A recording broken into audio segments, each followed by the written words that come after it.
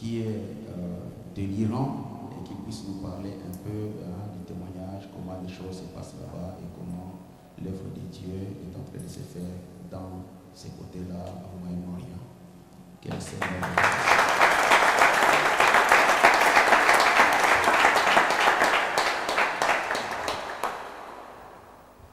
Que le Seigneur vous bénisse. Amen. C'est un honneur d'être parmi vous aujourd'hui.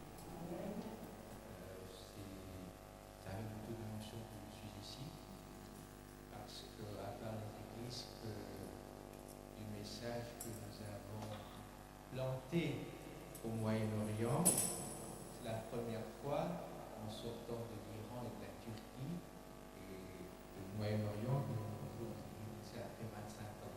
Amen.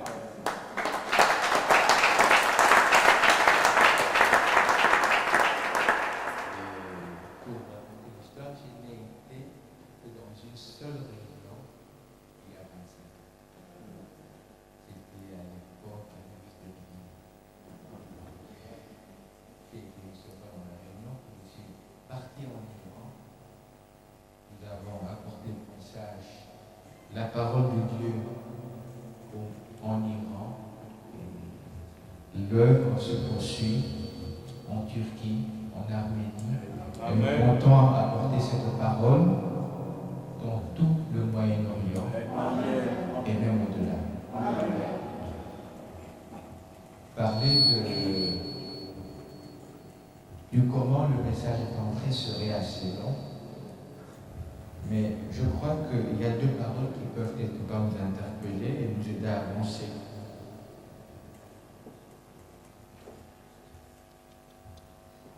Je me rappelle cette parole que frère Pan avait prononcée une fois quand on lui parlait, on lui disait qu'il faut utiliser certains moyens pour faire avancer la parole. Il a dit quelque chose qui m'a touché. Il a dit, si c'est le message de Dieu, il ira, il atteindra le monde entier. Amen. Et nous sommes certains qu'en dépit de beaucoup de choses, en dépit de beaucoup d'épreuves, rien n'est amen, rien ne peut arrêter la parole de Dieu. Et elle s'est pénétrée partout dans le monde parce qu'il s'agit de cette sémence originelle. Et nous ne sortons pas pour être vaincus, mais nous sortons pour annoncer la victoire de Christ, quelles que soient les difficultés que nous pouvons rencontrer. Amen. Nous n'avons pas commencé l'œuvre dans les meilleures conditions. Nous avons commencé l'œuvre à zéro, dans les plus difficiles conditions. Et c'est pour ça que je dirais que serait très difficile, mais peut-être que les prochaines fois, ou bien dans des prochaines occasions, on pourra en parler. Mais actuellement, l'œuvre qui a commencé en Iran a commencé à toucher tous les pays. Et en dépit du fait que beaucoup de dénominations investissent des millions et des millions de dollars pour annoncer ce qu'ils pensent être l'évangile, nous, à partir de rien, nous l'avons annoncé et actuellement le message est en Iran le premier mouvement chrétien. Amen.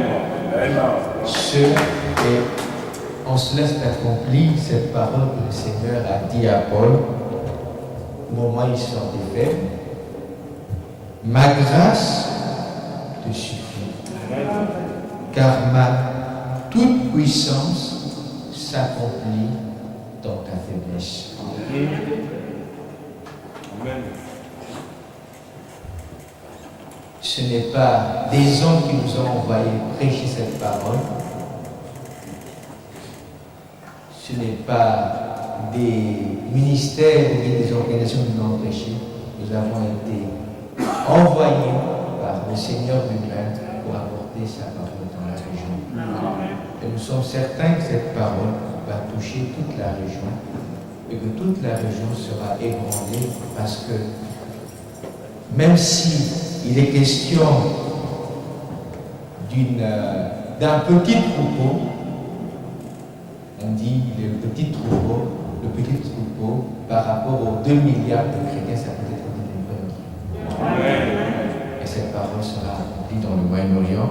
Actuellement, nous traversons beaucoup de difficultés, beaucoup de persécutions, surtout en Iran. Nous avons un de nos frères qui a été condamné à mort.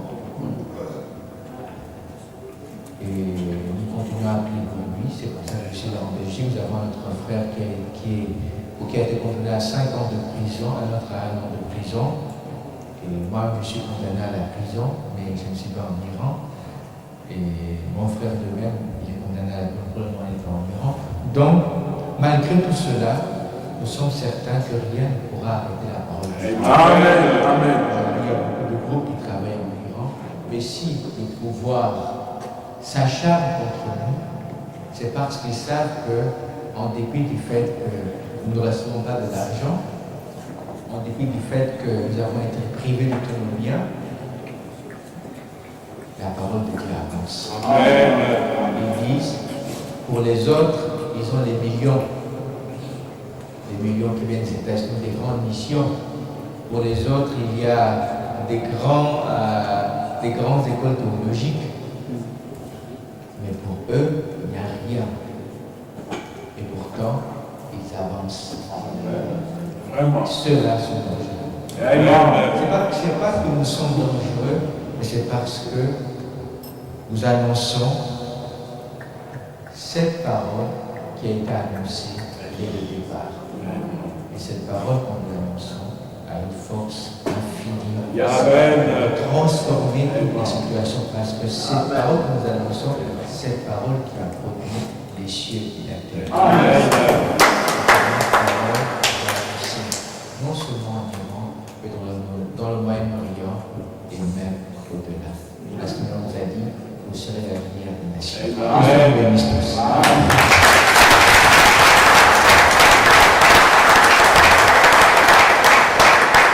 Que le Seigneur bénisse les frères, tous les frères qui sont là-bas. Comme il m'a dit, en Iran, il y a maintenant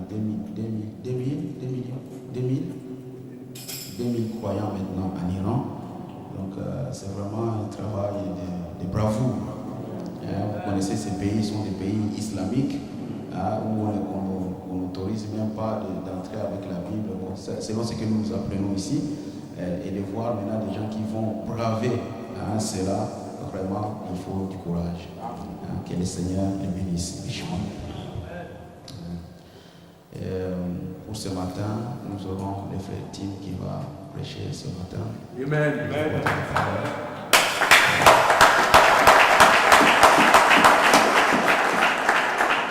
Donc nous allons nous lever pour juste chanter un chant et lui laisser la place pour qu'il puisse venir nous apporter ce qu'il a dans son cœur.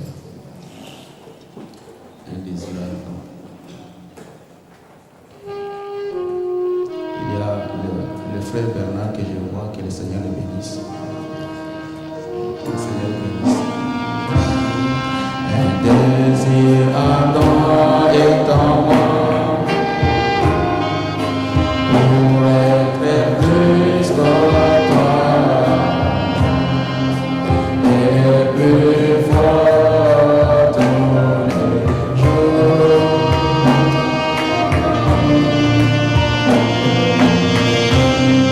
Je suis chargé dans mon âme la perfection.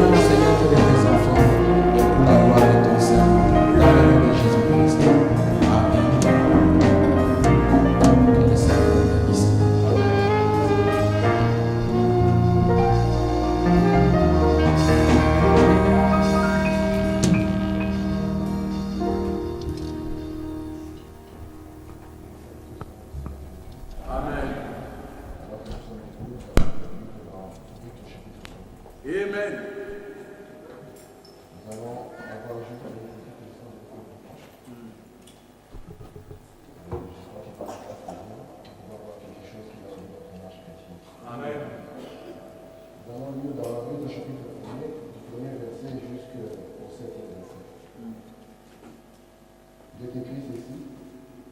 Du temps des juges, il y eut une famille dans le pays. Un homme de Bethléem de Juda partit avec sa femme et ses deux fils pour faire un séjour dans le pays de Moab. Le nom de cet homme était Elimelech, celui de sa femme et ses deux fils s'appelaient Machlon et Kijon. Ils étaient Ephraciens de Bethléem de Juda. Arrivés au pays de Moab, ils y fixèrent leur demeure.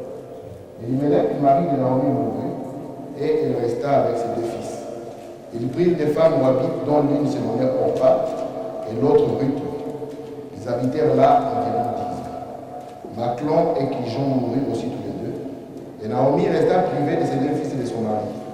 Puis elle s'éleva, elle et ses deux filles, afin de quitter le pays de Moab, car elle a appris au pays de Moab que l'Éternel avait visité son peuple et lui avait donné du pain. Amen. Elle sortit du lieu qu'elle habitait, accompagnée de ses deux belles filles. Elle s'est mise en route pour retourner dans le pays de Juda. Amen. Amen. Nous allons prier le Seigneur. Dieu notre Père, nous approchons encore une fois de toi, Seigneur. Je crois de tout mon cœur que nous sommes là ici pour voir et écouter un nom, Seigneur. Nous sommes écoutés ce que toi tu peux dire à nous, Seigneur, Amen. pour pouvoir nous approcher encore une fois. Amen. Bénis mes frères et sœurs, Seigneur. Est-ce que ce qui sera dit ici, Seigneur, soit bon pour leur instruction, Amen. soit bon pour leur préparation pour leur marche. Amen. Qu'il en soit ainsi, Père, au nom du Seigneur Jésus-Christ. Amen. Amen. Vous pouvez vous asseoir. Yes.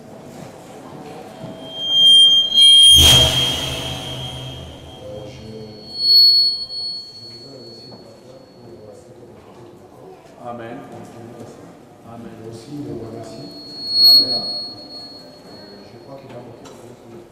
Amen. Afin que ce qui sera dit ici puisse être vraiment pour notre éducation. Amen. Je voudrais parler un tout petit peu de l'histoire de Ruth, la Moabite.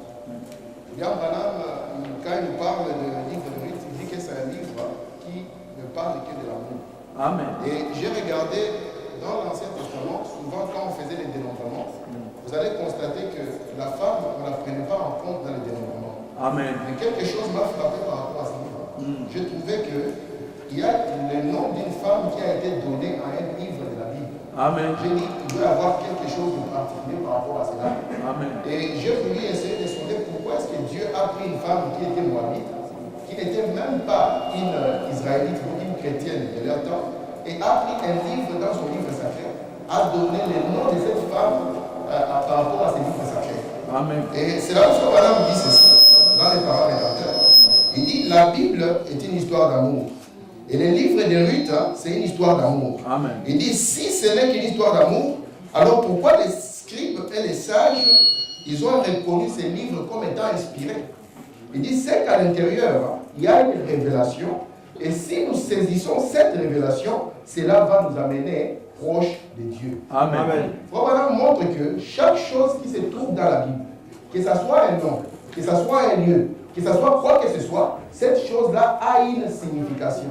Cette chose a une profonde signification. Amen. C'est ainsi parce que je voudrais juste me concentrer sur Ruth, mais avant d'y arriver, je vais essayer un peu de parcourir tout ce qui a été placé dans les Écritures que nous avons lues jusqu'à atteindre Ruth. Donc ça sera la fin de notre petit sujet.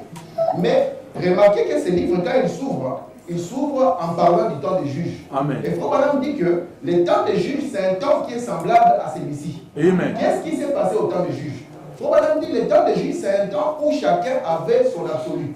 Chacun faisait ce qui était bon pour lui. Amen. Donc, vous pouvez voir quelqu'un qui fait ceci, vous lui posez la question, pourquoi tu fais ça? Il dit, je fais ceci parce que telle autre personne a fait ça. Telle église a fait ça, tel pasteur a fait ça. Pour Adam dit, c'est exactement le temps des juges. Amen. C'est un temps où les gens ont un problème sérieux d'absolu. Et je crois que c'est la même chose que nous sommes en train de vivre aujourd'hui. Et pourtant, Adam dit que l'absolu, c'est la chose essentielle. Amen. Il dit l'absolu. Quand il définit l'absolu, il dit l'absolu, c'est le point de référence final. Amen. En d'autres termes, si moi et mon frère, nous avons certaines difficultés par rapport à un point, si nous ramenons nos difficultés par rapport à ces points de référence finale, une fois que le point de référence final nous donne son avis, ça signifie que cela règle la question. Amen. Et je crois de tout mon cœur que quand Dieu envoie un prophète à un peuple, c'est le prophète qui est l'absolu du peuple. Amen. Donc ce que le prophète dit, c'est ça ce qui est l'absolu du peuple. Amen. Pourquoi je dis cela? Parce que Jésus avait dit que sur la révélation, je bâtirai mon église. Et William Branham nous dit que la révélation ne vient pas par un homme. La révélation ne vient pas par un pasteur. Mais la révélation, la parole vient par un prophète. Et c'est que le prophète amène, c'est ce qu'on appelle le parfait en soi. C'est illimité en puissance. Et c'est là où Dieu veut voir les gens être bâtis. Donc cette famille-là était en train de vivre dans un temps comme nous sommes en train de vivre aujourd'hui. Où on a un problème sérieux d'absolu. Où un frère, quand il fait quelque chose, peut-être qu'il a regardé à son ami. Peut-être qu'il a regardé à un grand prédicateur. Peut-être qu'il a regardé à une grande église. Vous comprenez cela? De sorte que aujourd'hui on se demande, est-ce que Dieu nous a réellement envoyé un prophète ou pas? Vous comprenez cela? Mais Dieu attend à ce que nos vies soient basées sur l'absolu. Parce que l'absolu, c'est le parfait en soi. C'est pour cela que Dieu nous a envoyé un prophète. Et maintenant, nous voyons une famille. C'est une famille qui habitait dans un lieu. La Bible nous dit ici que c'était une famille qui habitait à Bethléem. Et Frère Branham va commencer à nous montrer que chaque nom qui est dans la Bible a une signification. Et vous allez voir que cette famille était tranquille. Il y avait un homme qui avait sa femme, et cet homme avait 2 enfants. Le nom de cet homme était Elimelech. William Branham prend le nom Elimelech et le définit pour nous. Ce que j'aime dans les prophètes, c'est que le prophète il a la capacité de prendre ce qui est dans les Écritures et commencer à nous donner la correcte interprétation. C'est en cela que la Bible devient une nouvelle Bible pour nous. C'est en cela où la Bible est quelque chose de particulier et de différent pour nous. Parce que les pentecôtistes ont l'Écriture, mais nous avons l'interprétation de l'Écriture. Je vais vous donner des exemples. Si par exemple nous sommes en train de dire la trompette sonnera, si vous prenez un pentecôtiste, vous lui posez la question, qu'est-ce que la trompette? Il pense qu'un jour il y aura un ange qui apparaîtra dans les cieux avec une trompette. Mais nous savons ce que c'est. William Branham vient nous dire, vous voyez la trompette, ça c'est quand le messager commence à donner son message. Quand on parle du sang par exemple, vous allez voir que les pentecôtistes, ils pensent que Dieu au ciel là-bas, il a une quantité de sang. Mais ce n'est pas ça. Frère Branham dit, vous voyez qu'on a eu 3 dispensations de sang. La première dispensation, c'était quand on était sous les sangs des boucs et des brebis. La deuxième dispensation, c'est quand Jésus est venu. Et quand Jésus est arrivé, il avait les sangs qu'il portait. Mais William Branham dit, ce que nous devons observer dans cet homme, ce n'est pas réellement les sangs chimiques, mais c'était la vie qui était dans les sangs. Parce que Jésus étant un homme, il n'avait que 5 litres de sang. Et 5 litres de sang ne pouvaient pas suffire. C'est pour cela que le sang que nous avons aujourd'hui, quand vous dites, oh Seigneur, lave-moi par ton sang, cela signifie quoi? Cela signifie, Seigneur, envoie ta parole et que ta parole puisse m'échanger. Parce qu'aujourd'hui, le sang que nous avons, c'est juste la parole de Dieu. Et nous sommes en train de voir que Dieu, dans sa bonté, il nous a envoyé un homme. Et l'homme est venu avec les définitions de la Bible. Ce qui fait que, quand les pentecôtistes parlent et que nous parlons, vous allez voir que c'est 2 mondes différents, avec toujours la même Bible. Et ils ont la Bible fermée, nous avons la Bible ouverte. Et cette Bible ouverte, c'est le prophète lui-même. Parce que William Branham dit que le prophète, c'est une Bible à laquelle on ne peut rien ajouter et rien retrancher. Et remarquez maintenant, cette famille vivait à Bethléem. Bethléem et Ephrata. Ils étaient là tranquilles. Un homme, sa femme. Frère Branham dit le nom de cet homme c'est Elimelech. Elimelech signifie adoration. Le nom de sa femme c'était Naomi. Frère Branham dit ça signifie agréable. Il dit c'était une famille qui avait une adoration agréable. Qu'est-ce qui faisait que cette adoration était agréable? C'était parce que cette famille vivait à Bethléem. Et souvenez-vous que Bethléem, ça a toujours signifié Dieu, pour Dieu, la maison du pain de Dieu. En d'autres termes, Bethléem, c'est comme le message pour nous. C'est la maison du pain de Dieu. Aussi longtemps que nous sommes là, alors la bénédiction sera là. Aussi longtemps que nous sommes là, alors l'adoration sera parfaite ou agréable. Mais remarquez une chose. Quand nous allons voir les noms des 2 enfants, l'un va s'appeler Malchion et l'autre va s'appeler Kiljon. William Branham nous dit que Malchion signifie maladie et Kiljon signifie inquiétude. On va se poser une question. Comment une famille qui est censée être une adoration agréable, va encore avoir au sein d'elle-même la maladie et les inquiétudes? C'est là où Frère Branham nous montre qu'en Dieu, il y a 2 lois. Il y a la loi de la vie d'un côté et il y a la loi de la mort de l'autre côté. Le livre d'Hétéronome signifie la seconde loi. C'est pour ça que vous allez voir que quand Moïse parlait à Israël, à la fin de son discours, il met Israël devant les 2 lois. Il dit, si vous obéissez la parole, vous allez vivre. Si vous ne voulez pas de la parole, vous allez mourir. Mais remarquez cette famille. Comme la famille a frappé le pays, au lieu qu'ils demeurent dans les lieux où Dieu les a placés, la maison du pain de Dieu, ils ont dit non, nous on va pas rester ici. Nous allons descendre à Moab pour essayer de sauver nos vies. Ils ont quitté la maison du pain de Dieu, ils sont descendus à Moab. Et il faut madame dire, remarquez là-bas ce qui est arrivé. la première des choses, quand vous quittez la position de la parole, vous allez perdre l'adoration. Et automatiquement, Elimelech, qui était l'adoration, c'est parce que à l'école de dimanche, on a essayé de développer un peu l'adoration. Je vais dire 2-3 petits mots là-dessus. Vous voyez, l'adoration est basée sur 3 principes. Et les 3 principes de l'adoration, c'est que vous avez, en premier lieu, l'objet d'adoration. Vous avez le nom d'adoration et vous avez les lieux d'adoration. C'est ça la véritable adoration. Vous devez avoir un objet que vous adorez. Parce que Dieu ne signifie que objet d'adoration. Donc, mais cet objet-là doit avoir un nom. Et cet objet-là doit être adoré à un lieu. C'est la raison pour laquelle quand Jésus avait rencontré la femme au puits, il lui a dit que l'heure est venue où les vrais adorateurs, il dit, n'adoreront plus sur la montagne ou à Jérusalem. Donc il était en train de montrer que les lieux d'adoration avaient changé. Et nous savons que l'objet que nous adorons, c'est le Seigneur Jésus-Christ. Amen. Maintenant, remarquez, c'est la famine qui a fait que cette famille a quitté la position de Dieu pour se retrouver à Moab. Et Frère Branham dit que chaque chose qui se trouve dans l'Ancien Testament, c'est un type qui est dans le Nouveau. Et toute chose qui est dans le Nouveau Testament, c'est un type de ce qui se passe aujourd'hui.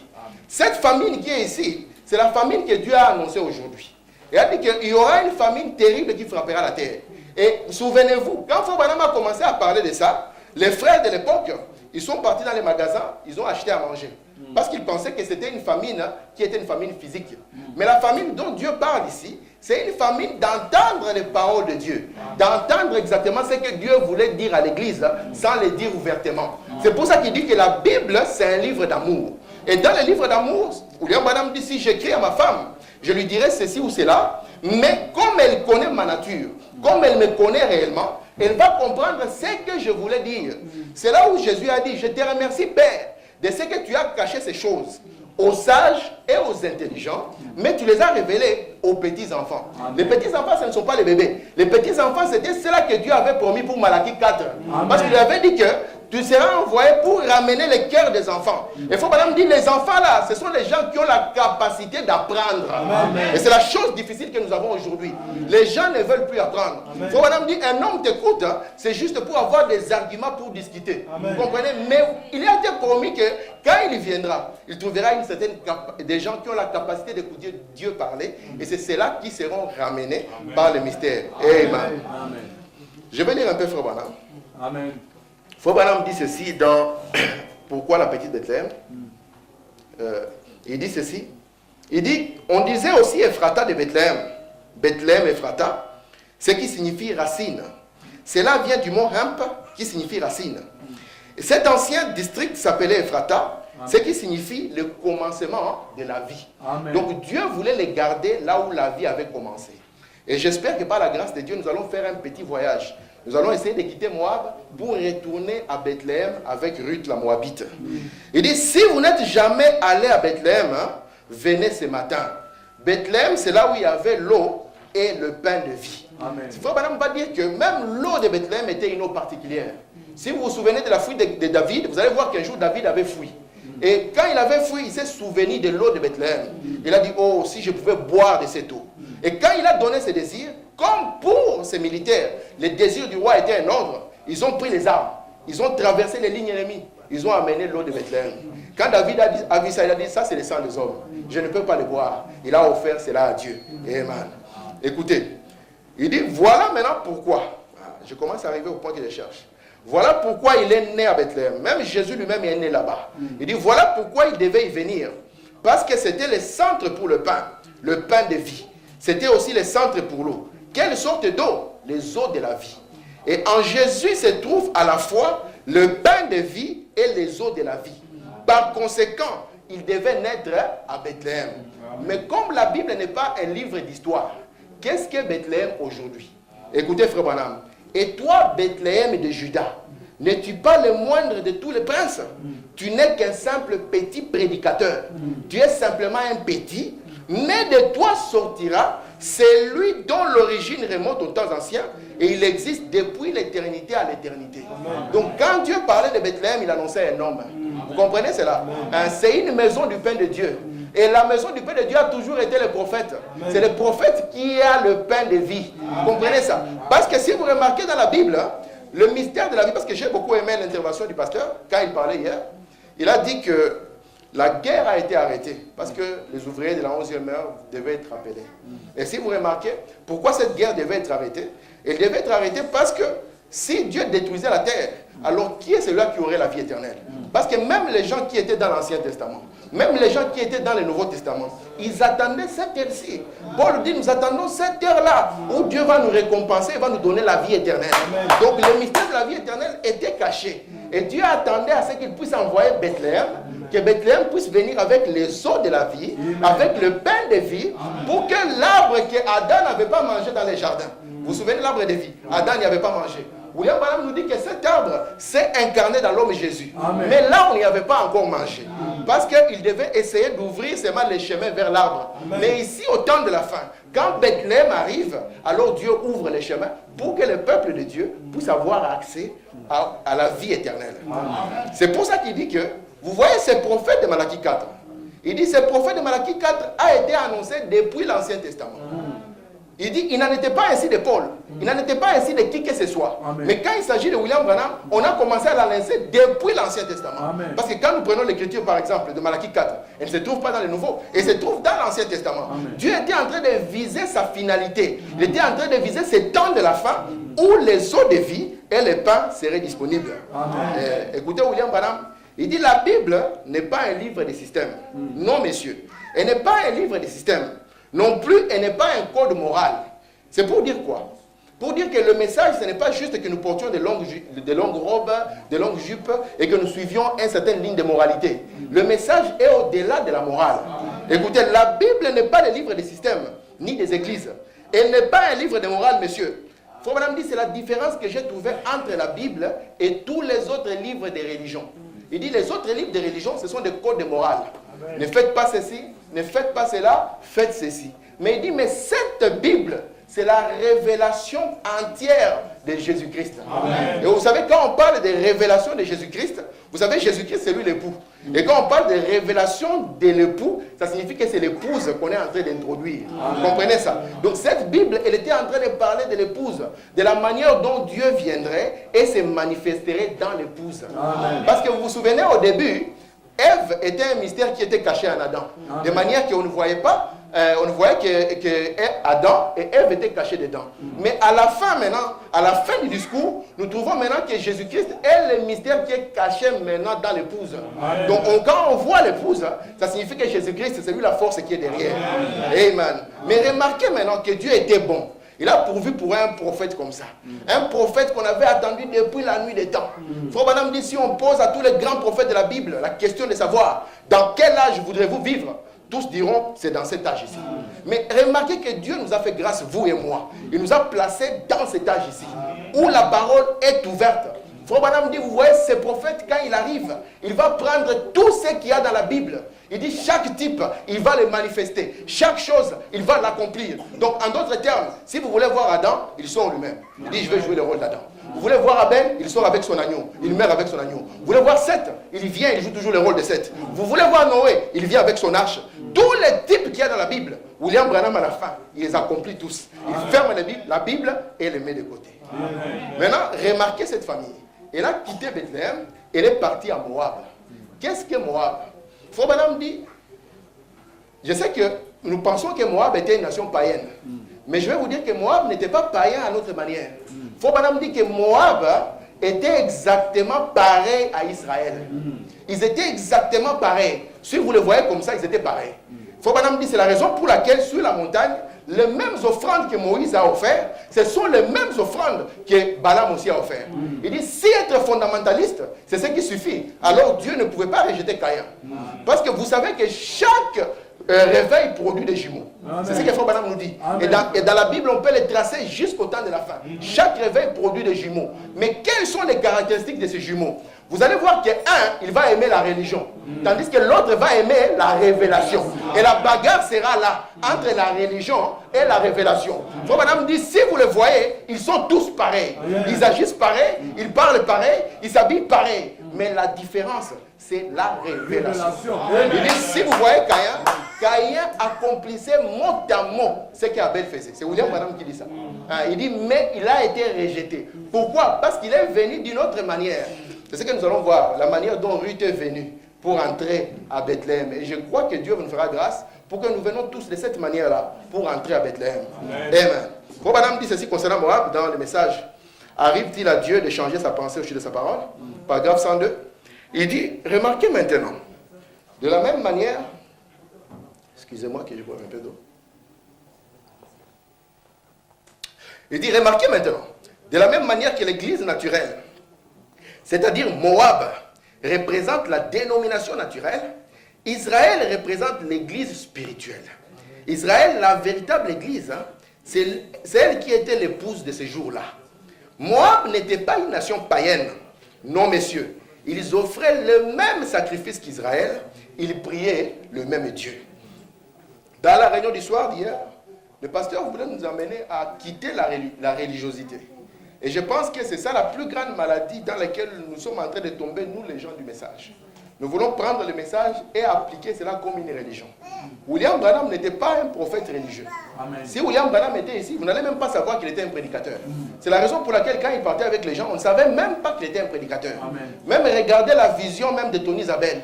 Quand Tony Isabelle voulait voir les chemins du ciel, on ne lui a pas dit, va voir un prédicateur. Il y avait un homme qui était en bleu de travail. Il ne ressemblait même pas à un prédicateur. En d'autres termes, ces messages, ce n'est pas quelque chose pour faire de la religion. C'est dans la religion où on veut suivre certains préceptes et des choses comme ça. Où les gens vont vous dire, vous voyez, le message c'est simplement, écoutez, vivez une bonne vie, et puis aider le voisin, et puis c'est tout. Non, messieurs. Ce message a des choses qui ont été apportées pour nous. C'est pour ça que William Branham dit dans le message Émilie-toi, il dit, si vous voulez échapper à la tribulation, vous devez vous mettre à creuser la parole. Vous devez vous mettre à sonder ces choses. Que ferons-nous de ces situations difficiles appelées Christ? Écoutez, si le fondamentaliste est correct, alors pourquoi est-ce que Dieu a rejeté Balaam? Il dit, il ne pouvait pas aussi rejeter Caïn. Caïn était tout aussi religieux qu'Abel était. Il offrait une offrande, il est allé à l'église, il a payé sa dîme, il a bâti un hôtel. Écoutez, frère Branham, il était sincère. Parce que je sais que les Caïns que nous avons dans la tête et les Caïns qui ont existé, c'est deux personnes différentes. Ces Caïns ici, William Branham dit, il est venu, il était un homme sincère. Mais la sincérité n'est pas gage de vérité, mes amis. Vous devez baser votre sincérité sur la parole de Dieu. Amen. En d'autres termes, si vous voulez être sauvé, il faut que toutes choses regardent vers la parole de Dieu. Amen. Il dit ceci, vous devez vous rendre compte, mon ami, que Caïn était aussi un croyant. Amen. Il y en aura beaucoup qui seront comme lui au jour du jugement. Ils seront innombrables. Des gens qui fréquentent les églises, ils sont sincères et croyantes. Caïn était aussi croyant. Moab aussi. Balaam aussi. Ils étaient fondamentalistes. Et quant aux Écritures, ils étaient en ordre. Donc si tu voyais la personne, on prend la loi, on la met là. Même Jésus. Vous savez que c'est nous qui trouvons que Jésus était particulier. Mais si vous prenez les Juifs de cette époque-là, prenez la loi, placez Jésus. Ils vont vous dire, d'ailleurs, c'est un homme qui mange sans se laver les mains. D'ailleurs, c'est un homme, lui, qui le jour de sabbat, il brise les sabbats. Quand ils prennent leur fondamentalisme et regardent Jésus, ils voient une différence. Mais Jésus, lui, était venu pour prendre chaque chose qui était dans cette Bible. Non pas simplement la lettre, mais accomplir chaque chose, l'amener dans une dimension spirituelle. C'est la raison pour laquelle Jésus leur avait dit, qu'est-ce que je n'ai pas accompli, moi, dans les Écritures? Amen. Maintenant, j'aimerais un peu parler un peu de Ruth, parce que tout ceci n'était que pour arriver à Ruth. Amen. Donc, vous remarquez un peu que quand cette famille est arrivée à Moab, Frère Branham définit Moab comme une dénomination. Et qu'est-ce qu'est une dénomination? Quand on parle souvent de dénomination, nous les frères, nous regardons dehors. Le temps de regarder dehors est fini. Nous devons toujours regarder dedans. Parce qu'à chaque fois que nous regardons dehors, ça va nous distraire. Nous allons penser que nous sommes dans le bon chemin, alors que nous ne sommes pas là. Frère Branham dit qu'un homme à lui-même, il peut être une dénomination. Et nous explique comment commence une dénomination. Dieu te révèle une petite vérité. Et à partir de cette vérité, là, toi tu dis, moi je m'arrête ici, point. Moi je ne peux plus continuer, point. Moi je ne peux plus sonder, point. C'est ça ce qui fait de vous une dénomination. Et vous n'êtes plus un enfant qui est capable d'apprendre. C'est la raison pour laquelle aujourd'hui on a difficile. Parce que chaque personne est déjà figée dans une forme. Mais Dieu cherche des gens qui sont prêts à écouter ce que Dieu dira au travers du messager. Alors remarquez, la famille est arrivée dans cette dénomination. Et la première des choses, elle a perdu l'adoration. Elimelech est mort. Quand Elimelech est mort, mais ses enfants entre-temps avaient épousé deux femmes. L'une des femmes s'appelait Ruth. Ruth signifie amitié. Et l'autre avait épousé Orba. Orba signifie opinion traité. Ou ça signifie aussi le coup. On va voir pourquoi. Maintenant, regardez. Une fois qu'ils sont arrivés là-bas, le papa est mort. Quelques temps après, les deux garçons aussi sont morts. Alors, la femme Naomi a appris que Dieu a commencé à visiter son peuple et que le père était revenu. Elle a dit non, moi je ne veux pas rester ici. Moi je vais prendre ma route et je vais retourner vers les pays là-bas.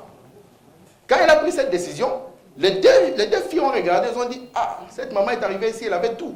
Elle va repartir, elle n'a rien. Alors nous, on va essayer quand même de la consoler, de partir avec elle.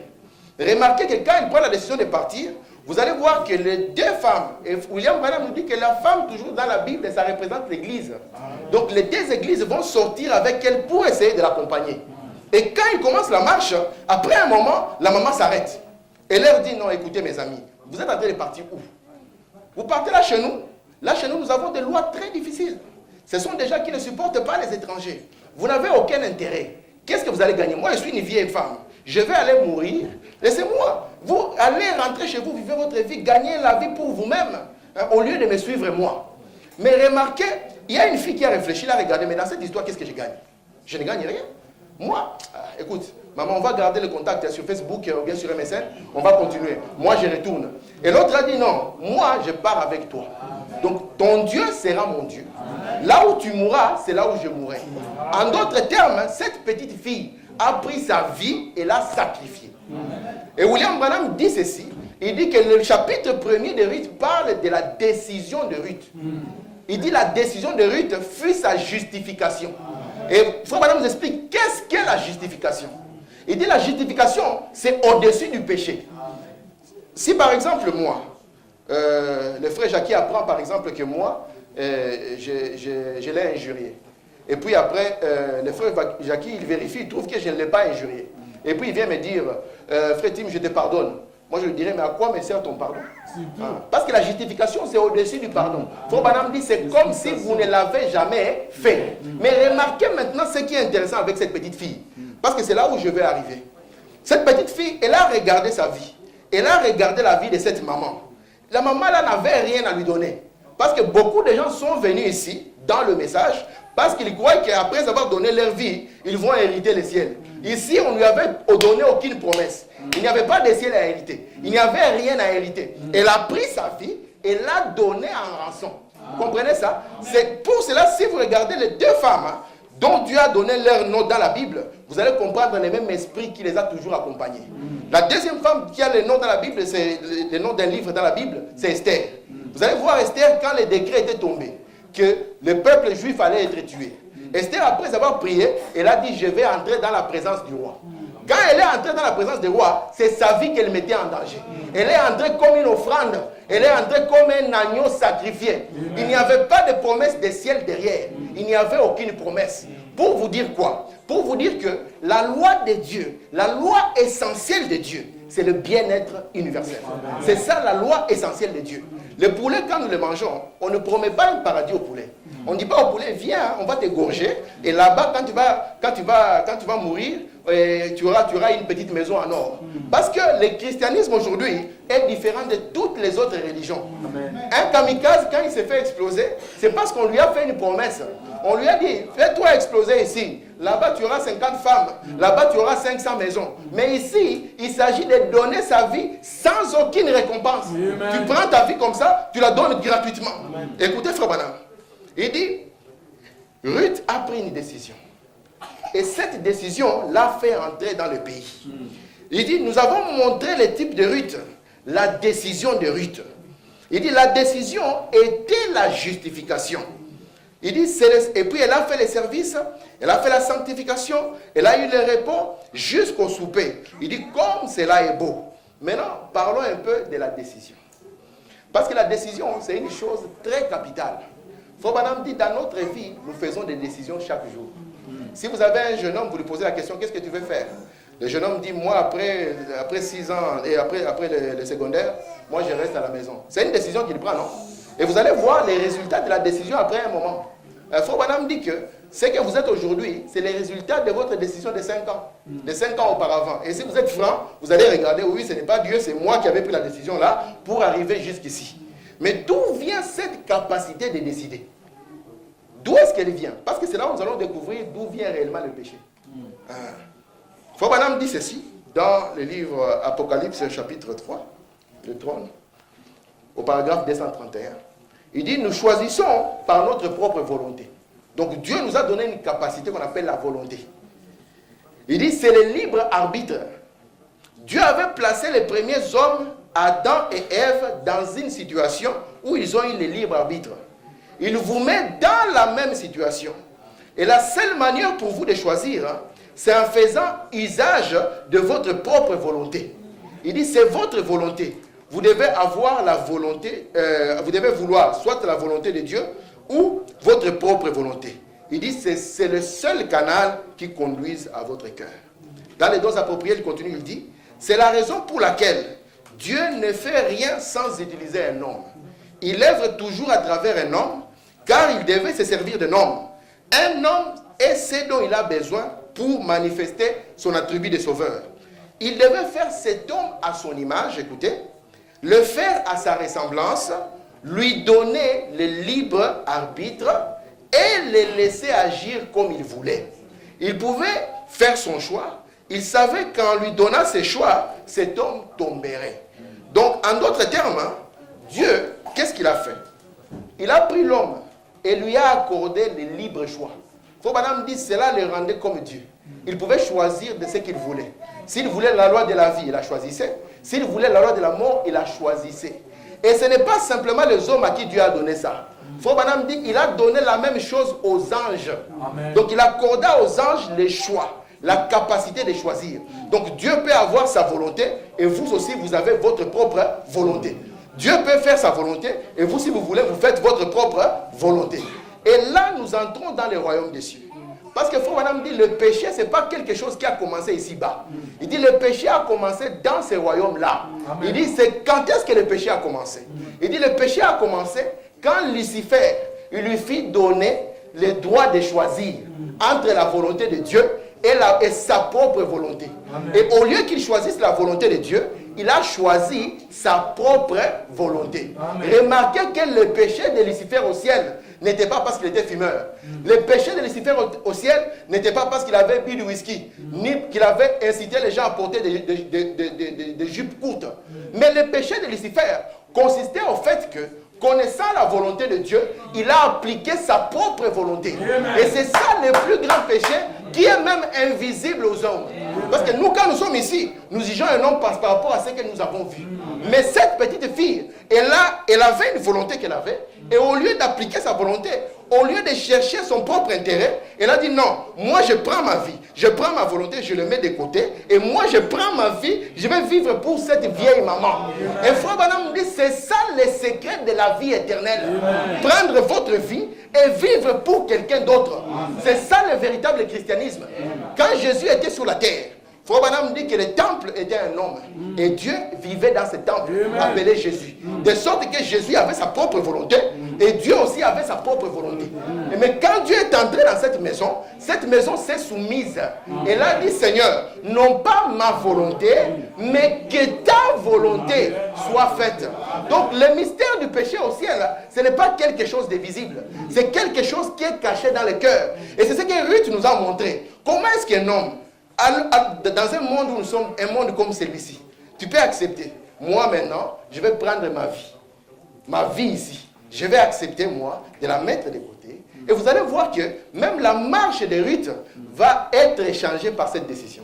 Vous voulez que je vous le montre? Ruth, quand elle va commencer à marcher, si par exemple elle arrive quelque part, où il doit faire une magouille, elle va dire non, moi j'aimerais faire la magouille, mais comme j'ai dit qu'à partir de ce moment-ci, je ne vis plus pour moi-même, vous comprenez ça? Mais je vis pour Dieu, alors je prends ma volonté, mes intérêts, je les mets de côté et j'applique la volonté de Dieu.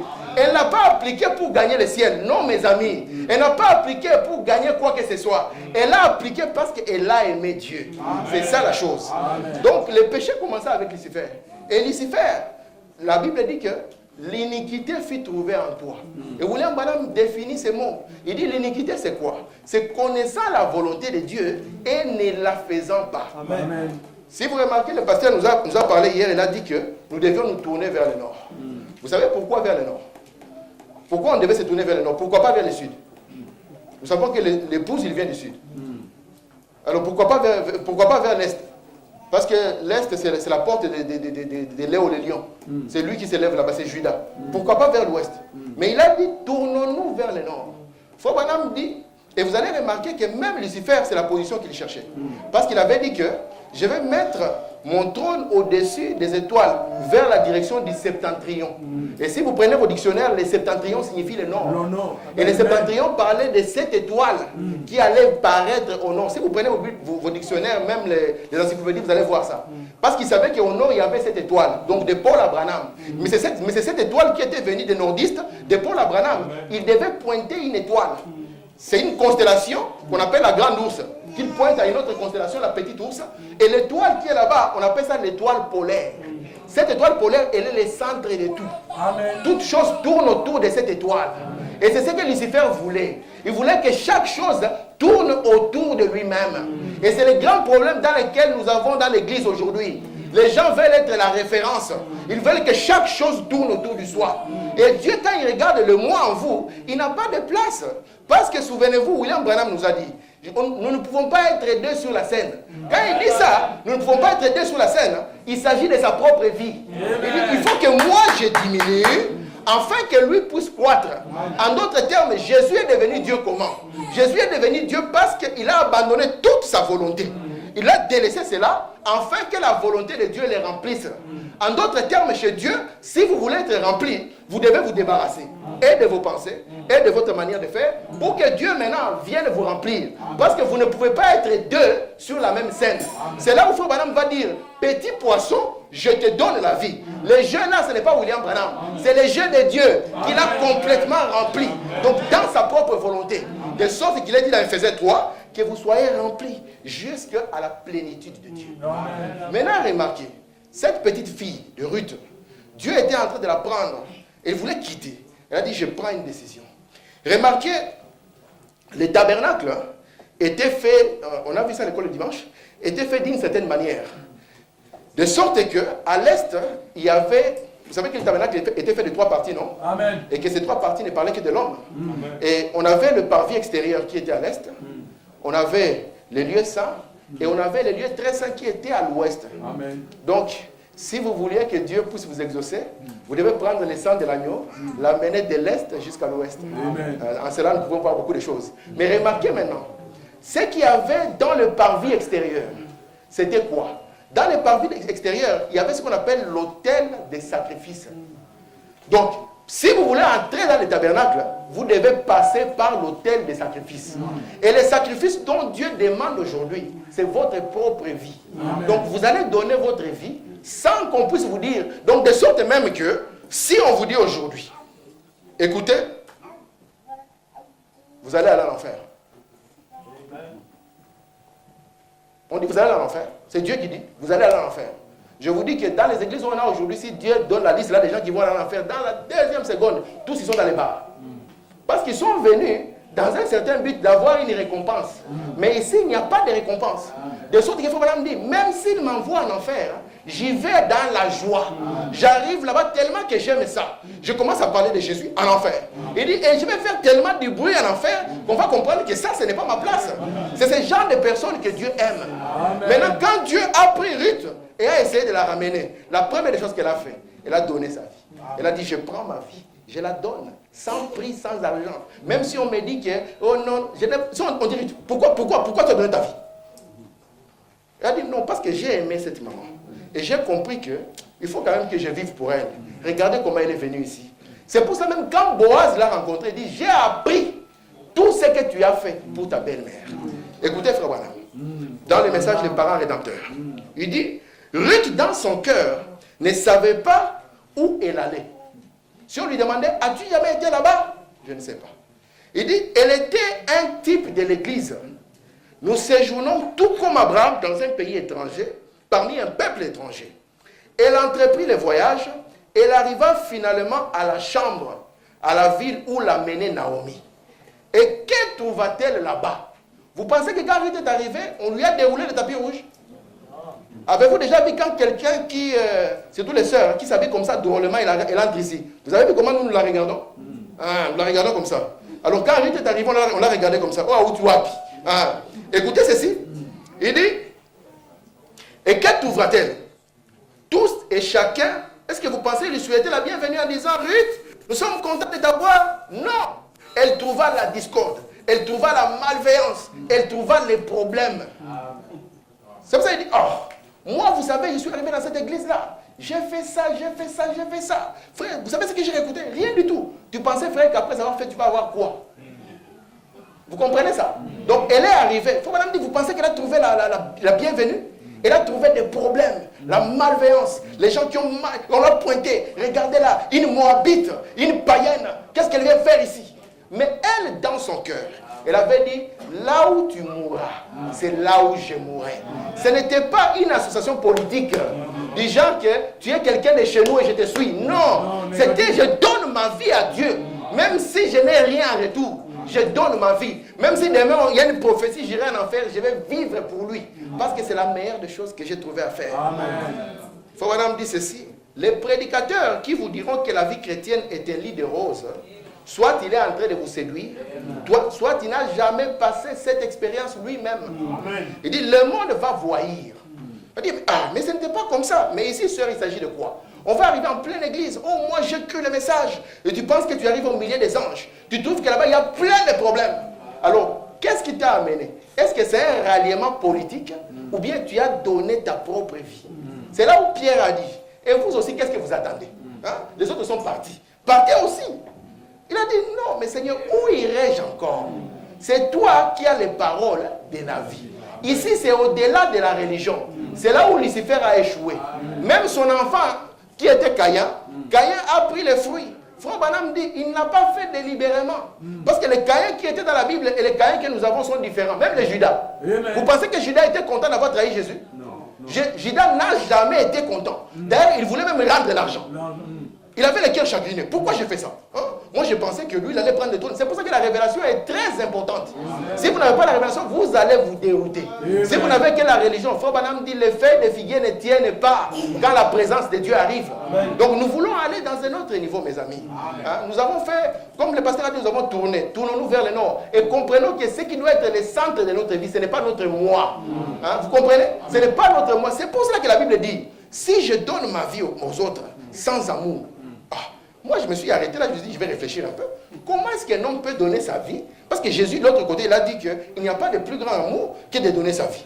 Maintenant, on trouve que c'est comme si on a des citations qui se contredisent.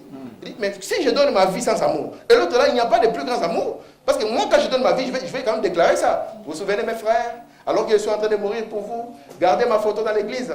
Parce que Jésus avait dit, il n'y a pas de plus grand amour. Ça sera l'exemple pour les générations qui arrivent.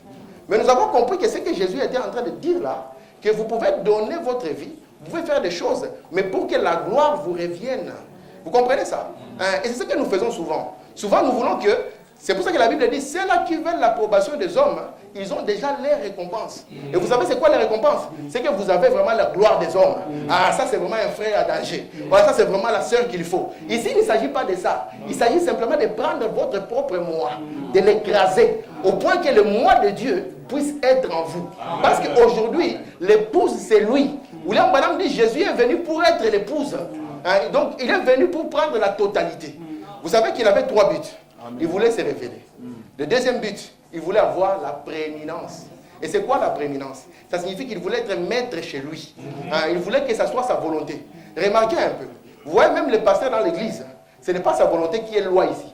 C'est la volonté de Dieu qui est loi ici. Même un homme dans sa maison, ce n'est pas sa volonté qui est loi dans la maison. William Branham dit ceci.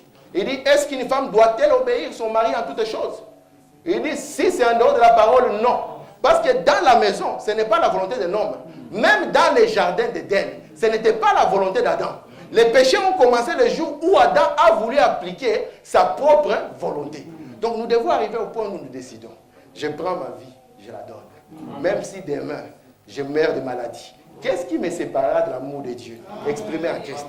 Même si ça, même si je rencontre des problèmes, même si tout le monde délaisse le message, Mais moi, je ne suis pas venu pour suivre quelqu'un. Je ne suis pas venu pour voir quelqu'un. Je suis venu pour prendre ma vie et la donner sans attendre rien en retour.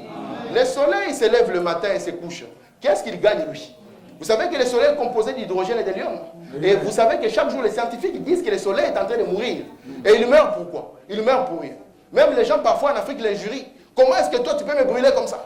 D'autres ici, pourquoi est-ce qu'on ne te voit pas? Mais le soleil, il passe. Il fait tellement du bien à la terre. De sorte que s'il n'était pas là, vous voyez la vie chrétienne, mes frères, c'est vivre pour quelqu'un d'autre. Vivre même pour quelqu'un qui peut vous faire du tort s'il savait. Vivre pour quelqu'un qui peut vous tuer, même quelqu'un qui ne vous aime pas. Vous vivez pour lui. C'était ça. C'est pour ça que Jésus était un exemple. Faut madame dire, il a démontré en tout la divinité dans l'homme. Et c'est à cela que nous sommes appelés. Vous voulez madame dit ceci. Si par hasard, il y a parmi vous quelqu'un qui n'a jamais fait cela, qui n'a jamais essayé de vivre pour quelqu'un d'autre, essayez une fois de le faire. Et vous voyez combien plus la vie vous réserve. Quand vous vivez, non pas pour tirer de vous-même de la vie, mais plutôt pour donner à quelqu'un d'autre quelque chose dans la vie. Nous pouvons nous arrêter là, nous-mêmes et réfléchir. William Branham dit, dans la démonologie, il dit, ce que je pense de vous, c'est ce que je pense de Dieu. Nous pouvons nous arrêter là et dire, mais moi, qu'est-ce que j'ai fait pour mes frères? Qu'est-ce que moi, j'ai donné à mes frères? Alors que moi, je suis devenu les grands centres du système. Que ce soit dans votre maison, c'est vous, tout doit tourner autour de vous. C'est votre volonté qui fait loi.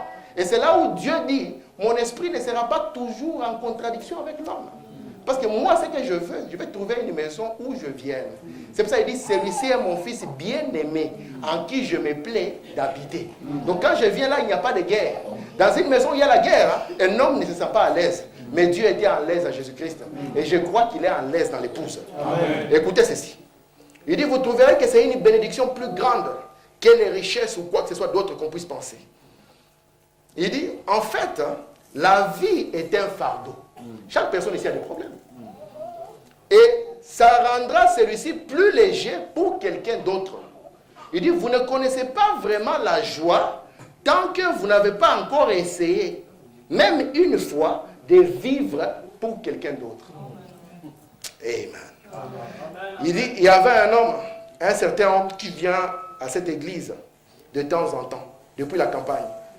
Il est chez son frère, et l'autre jour il disait, si quelque chose arrivait à frère Branham, je présenterai ma poitrine avec joie pour recevoir une balle à sa place. Branham dit, oh, mourir pour un autre, c'est l'amour. Il n'y a pas de plus grand amour que de donner sa vie pour son frère. C'est là où Dieu avait aimé beaucoup Jésus-Christ. Branham dit, la colombe descendra toujours sur l'agneau. Parce qu'un agneau est capable d'abandonner sa volonté. Il est capable de le mettre de côté. Mes frères, c'est ça la vie éternelle. Il n'y a pas une autre forme de vie éternelle que c'est cela. Parce que c'est ce que nous avons vu dans Dieu, c'est ce que nous avons vu exprimer en Jésus-Christ, et c'est ce que nous devons voir dans l'épouse aujourd'hui. Maintenant, je vais encore lire quelques citations là, sur quelque chose. Cette décision que Ruth a prise, elle a pris une décision de se sacrifier comme un agneau. Elle a pris une décision. Faut madame dire, c'est semblable à l'amour d'une mère. Il dit, imaginez un peu, il y a le feu qui est en train de brûler une maison. Le bébé est à l'intérieur. Même si les pompiers s'arrêtent. William Branham a raconté une histoire par rapport à ça. Il dit, un jour, il y avait une maman qui était en train de laver ses habits. L'enfant était à l'intérieur. Et puis, en regardant la maison, elle a trouvé que la maison était en feu. Elle a couru vers la maison. Il dit, elle a pris une couverture. Elle a essayé de mettre dans l'eau. Elle a couru dedans. Elle a enlevé l'enfant. Et pour essayer de sauver l'enfant, elle a entouré l'enfant de la couverture. Elle-même s'est sacrifiée. Et en sortant de là, elle était brûlée, elle était défigurée. Il dit, quelques temps après, cet enfant a grandi. Et l'enfant a grandi, on l'a envoyé à l'école. Et à l'école là-bas, il fallait que maman aille la récupérer à la gare. Maman arrive à la gare. La fille regarde sa maman défigurée. Et vous voyez les jeunes aujourd'hui avec beaucoup de copines. Hein? La maman défigurée. Comme nous avons honte de nos mamans. Frère Branham dit, n'appelez pas votre père le vieux. Parce que les jours où les pompes funèbres viendront les chercher, il dit, vous verrez que vous avez perdu votre meilleur ami. Il dit, il a regardé la maman, il a dit, Maintenant, il a fait semblant comme si elle ne connaissait pas la maman. Elle a traversé le passé devant la maman, comme si elle ne la connaissait pas, pour que les autres ne se moquent pas. Alors, il y avait un monsieur qui était là. Il a dit, écoutez, vous voyez cette maman, si elle est comme ceci, c'est à cause, si cette jeune fille est belle aujourd'hui, c'est à cause de ce que cette maman a fait. Et je crois que c'est ce que Christ a fait. Et ce qu'il attend que nous aussi, nous puissions faire pour les autres. Même s'il a parlé mal de toi, même s'il a fait quoi que ce soit. Souvenez-vous, frère, Frère Branham dit ceci, lorsque vous voyez un homme agir d'une manière qui n'est pas normale, c'est le diable qui est sur lui. Amen. Et votre devoir est d'aller chercher votre frère dans la prière. Cela nous aiderait. Nous nous sommes battus, nous avons voulu être plus grands que les autres, nous avons voulu être plus saints que les autres. Où est-ce que nous en sommes? Où est-ce que nous en sommes? On n'est même pas plus proche de Dieu. On est même plus loin de Dieu quand nous regardons nos expériences. Vous comprenez cela? Maintenant, remarquez, cette capacité de décider, où est-ce que Ruth a eu ça? Donc ça signifie que Ruth, quand elle était dans la dénomination, la pauvre, elle est née dans la dénomination. Mais quand elle a écouté Naomi, il faut pas dire que Naomi lui a parlé de son Dieu. Il dit que Naomi est semblable à l'Ancien Testament. L'Ancien Testament qui a essayé d'instruire le Nouveau Testament. Et lui a parlé de son Dieu. Mais la décision provient d'un désir. Alors il a commencé à avoir un désir dans son cœur. Il faut maintenant définir le désir comme une soif. Vous comprenez ça? Une soif. Une soif, c'est un désir douloureux. Elle a commencé à avoir un désir dans son cœur. Quel était son désir? Le désir n'était pas de naître là-bas. Elle avait le désir de naître à Bethléem. Alors elle a dit non, moi, peu importe ce que je perds, moi je monte et je vais à Bethléem. Et je vais vous dire, mes frères, ce que Dieu va regarder dans nos vies, ce qui va sortir devant Dieu, c'est le désir que nous avons dans notre cœur. Amen. Parce qu'étant des hommes, nous commettrons toujours des erreurs. Nous commettrons toujours des fautes. Donc si vous voulez avoir un homme ici qui est 100% saint, moi je n'aime pas des gens comme ça. Frère Branham dit qu'un saint, c'est un pécheur repentant. Frère Branham parle de Ben Briand. Il dit, vous voyez cet homme Ben Briand, il est semblable à moi. Il dit, il commet beaucoup d'erreurs, mais il est prêt à venir à genoux pour les arranger. Que Dieu nous aide et fasse de nous des gens comme ça. Vous savez qu'un frère, il peut commettre une erreur. C'est pour ça que Dieu a aimé David. Il aime beaucoup David. Il voit David, il dit, David, tu as mal fait. Vous savez que dans la Bible, un homme qui commet adultère, ça n'a jamais été pardonné. Cherchez ça. Même les temples ne pouvaient pas pardonner ça. Vous ne pouvez pas prendre les agneaux et les amener au temple en disant que moi j'ai commis adultère et je vais être pardonné. On va vous tuer. Mais quand on arrive à David, même le prophète, même il déclare, il ouvre la parabole. Il prend la Bible fermée et puis il l'ouvre maintenant pour montrer l'homme dans la Bible. Il dit, David, mais il s'agit de toi. Alors quand David a vu ça, il est tombé à genoux. Et Dieu a regardé directement dans son cœur. Il a vu que David n'a jamais eu le désir de le faire. Alors il dit, heureux l'homme à qui Dieu n'impute pas le péché. Donc le désir de David a été complètement sa justification. Quel est le désir de notre cœur? Voulons-nous être les plus saints de l'église? Voulons-nous être les plus grands de l'église? Voulons-nous être... Maintenant, une fois que nous sommes vus, qu'est-ce que nous allons avoir? Parce que Dieu va regarder au désir de notre cœur. Parce que vous savez, ça c'est un mystère terrible. La Bible dit que les enfants, avant qu'ils ne puissent faire ni bien ni mal, que toi et moi nous ne pouvons pas juger, ils étaient là comme ça. Mais Dieu dit, j'ai aimé un et j'ai haï l'autre. Donc en d'autres termes, vous pouvez vous prendre, aller vous enfermer dans une cage en dessous de la terre pour dire que je ne vais pas pécher. Mais Dieu va regarder les fins fonds de votre cœur. Il va trouver un moi surdimensionné. Voici un pécheur qui s'est enterré déjà. Frère Branham dit ceci. Dans le message, vous devez naître de nouveau. Il dit ceci. Tout ce qui doit renaître doit d'abord mourir. Vous ne pouvez pas conserver vos pensées, vos habitudes, le même esprit qui était en vous. Vous devez mourir. Vous devez mourir comme lui il est mort. Et nous avons vu que la tribu de Juda c'était à l'est. Et l'est c'est là où il y avait l'autel des sacrifices. Vous devez mourir sur son autel comme Abel est mort avec son agneau. Vous devez mourir avec votre agneau. Vous devez mourir à vos pensées pour renaître à ses pensées. Laissez l'esprit qui était en Christ entrer en vous. Vous devez penser ces pensées. Et maintenant, frères et sœurs, du mieux que je peux, laissez-moi dire ceci. Comment pouvez-vous penser ces pensées en rejetant la parole et prétendre que vous êtes né de nouveau? Posez-vous cette question. Comment pouvez-vous le faire? Si vous êtes né de nouveau, vous avez ces pensées en vous.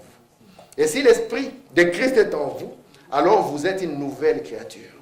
C'est pour ça que la Bible dit, la Bible enseigne cela. Si un frère était intéressé à trouver la signification du mot créature, alors il cherche dans le lexique. Il verra que le mot créature est traduit par une nouvelle création. Amen. Il en est ainsi parce que l'être humain est né du désir sexuel, ici sur la terre. Maintenant, Vous êtes une nouvelle création née par l'Esprit. En d'autres termes, si vous mourrez à vos pensées, vous vous abandonnez complètement. C'est ça le problème que nous avons aujourd'hui. Le problème d'abandon complet. Dieu était content de trouver un homme comme William Branham. Parce que c'est un homme qui est arrivé à s'abandonner complètement. Si vous regardez sa vie, au début, c'était de grandes campagnes. Un homme avec une grande renommée. Mais à cause de la fidélité à ses messages, regardez comment il a fini. Un homme presque seul. Il est arrivé là-bas à Tucson, toutes les églises ont fermé la porte. Mais il savait qu'il avait donné sa vie pour ce message. Il avait le désir de servir le peuple de Dieu. Parce qu'il savait que prendre position pour Dieu, c'était ça le but de sa vie. Il dit ceci dans Pourquoi créer par le paragraphe 26. La raison, le but même pour lequel Jésus vint sur la terre, était de sauver ceux dont Dieu, au travers de sa préscience, avait vu le désir d'être sauvé. Parce que le monde entier était condamné. Je ne vois pas comment nous pouvions enseigner cela encore. Il dit même quand Dieu a voulu sauver les gens, ce qui a intéressé Dieu, c'était le désir que l'homme avait dans son cœur. Quel est le désir de notre cœur, mes amis? Il dit ceci, ce qui compte, c'est votre désir. C'est ce que vous essayez de faire. Si vous aimez vraiment le Seigneur, essayez de le servir de tout votre cœur, alors toutes vos erreurs sont cachées dans le sang de Jésus. Donc si vous avez le désir de servir Dieu, en tant qu'être humain, vous êtes né dans le péché, conçu dans l'iniquité. Ce corps ici n'est pas parfait. Il viendra toujours à part des hauts et des bas. Mais quelle est la vibration de votre cœur? Vous savez, il y a deux catégories de gens. Il y a des gens, mes frères, qui quand ils font le mal, cela les réjouit. Il dit, cette sœur-là, qu'est-ce qu'elle pensait? Moi, je lui ai parlé. Elle sent qu'elle est bien. Une autre personne va lui parler, mais quand elle va rentrer, elle va sentir dans son cœur, il dit, peut-être que je n'ai pas bien parlé. Peut-être que j'aurais dû lui parler avec douceur. Peut-être que ma soeur, elle traverse des moments difficiles. C'est ça, Jésus, la manière dont il était. Pourquoi est-ce que Frère Branham, pour un petit jeu, un jeu de rien du tout, il dit, j'aimerais prendre la joie et laisser à mon frère la joie de gagner ce petit jeu. Un petit jeu de rien du tout.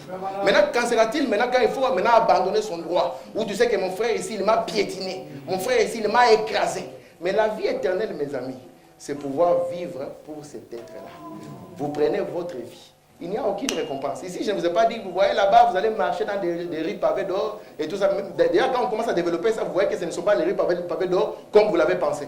Vous comprenez ça? Donc, ici, la vie éternelle, mes amis, c'est tous les petits messages que j'avais. C'est ce que je donne à l'école le dimanche. C'est prendre votre vie. Il n'y a aucune récompense. Vous la donnez au Dieu. Et le désir de votre cœur est de marcher avec lui.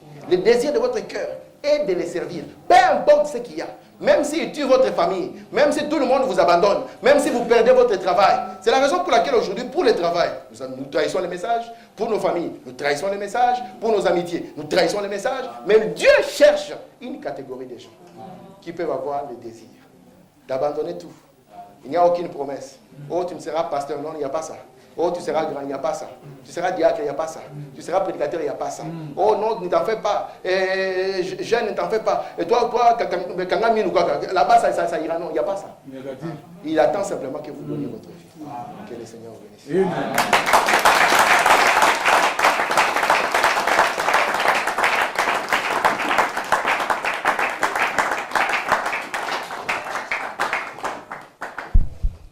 Amen. Que le nom du Seigneur soit béni. Amen. Nous allons nous mettre debout.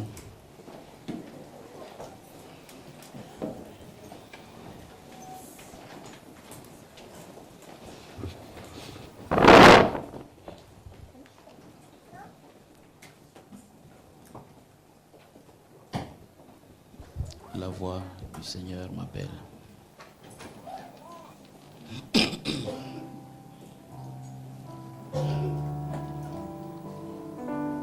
En chantant, que nous puissions méditer sur ces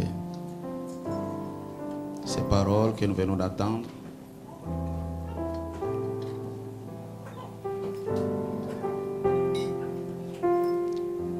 Depuis hier,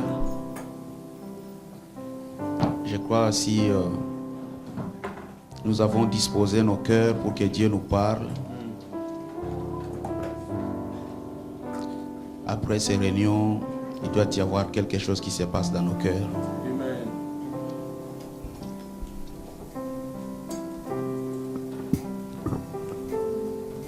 Dieu peut parler par n'importe qui. Et je crois de tout mon cœur qu'il est en train de nous interpeller pour quelque chose qui est devant nous. Prends ta croix et viens sur moi. Je réponds, Sauveur fidèle, mais voici, je suis à toi jusqu'au bout, jusqu'au bout. Je veux te suivre, les bons, les mauvais jours. Oh, à toi pour mourir et vivre, à toi, Jésus, pour toujours. Il perdrait sa propre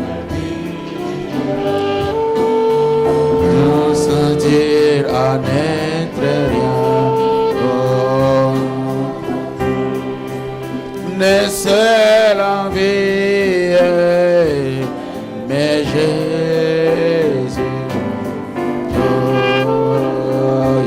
jusqu'au bout, je veux te suivre, les bons, les mauvais jours.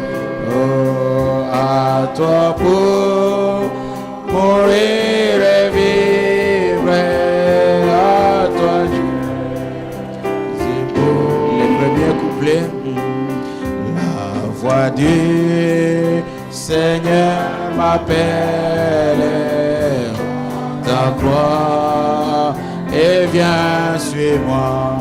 Oui, je réponds, Sauveur fidèle, mais voici, je suis à toi, oui, jusqu'au bout, je veux te suivre, les bons, les mauvais jours, oh, à toi pour mourir et vivre, toi Jésus pour toujours, mais le chemin du calvaire est de toi et périlleux.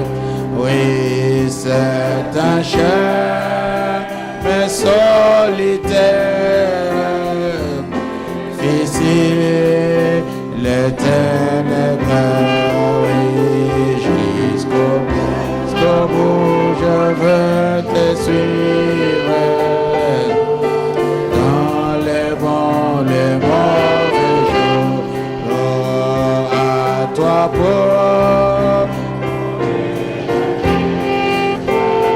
à toi Jésus pour toujours, ouais, faut qu'il te sait qu'on aime, savoir être mal jugé, oui, endurer l'injure même du monde, être méprisé, oui, jusqu'au bout.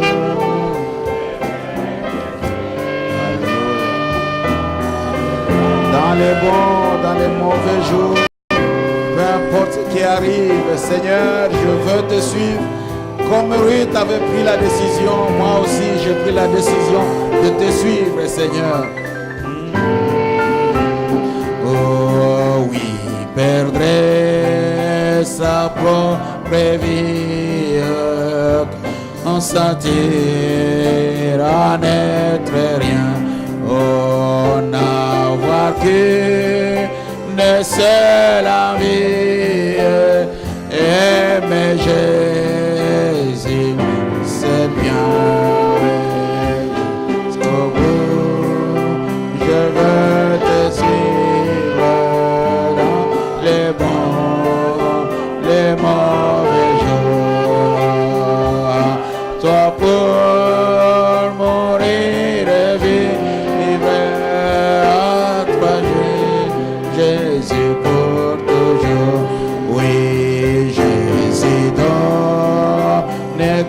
grâce et gloire pour les suivre pas à pas.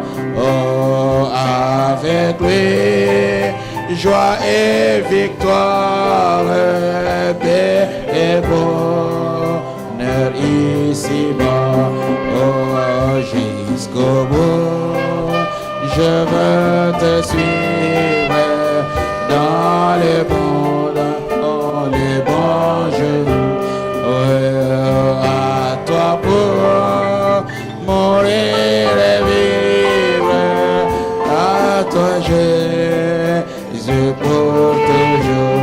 Oui, jusqu'au bout, je veux te suivre dans les bons jours. À toi pour mourir et vivre, toi Jésus pour toujours. Prions tous le Seigneur. Après avoir entendu la parole de Dieu, nous sommes tous interpellés par Dieu, non pas de vivre la religion, mais que nous puissions prendre une véritable décision et que nous ne regardions pas